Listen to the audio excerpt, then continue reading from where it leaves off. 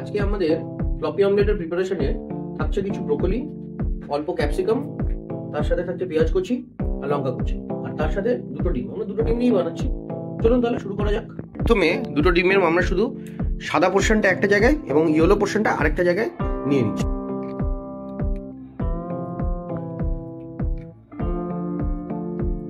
আমরা এটা এখন ডিমটাকে ফাটাবো, ফাটিয়ে যতটা সময় পারবো ততটা সময় ফাটাবো।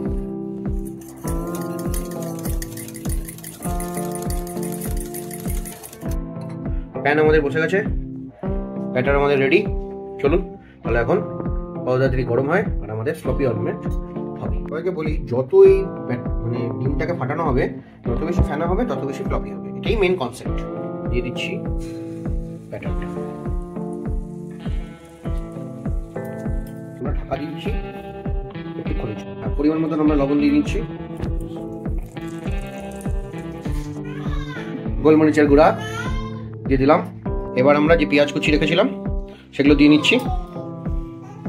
পেঁয়াজ কুচি, লঙ্কা কুচি, ব্রোকলি কুচি।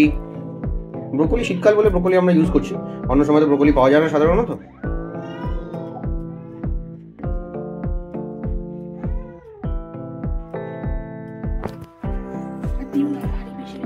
আমরা এবার এটাকে সযত্নে একটু নড়িয়ে নিচ্ছি।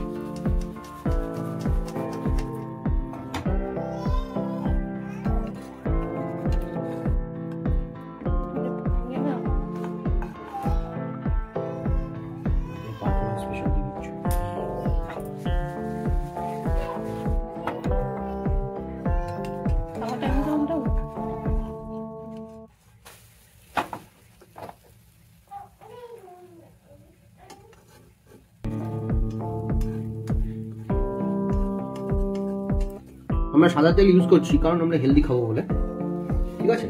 আপনারা বাটার ইউজ করতেই পারেন, কোনো অসুবিধা নেই।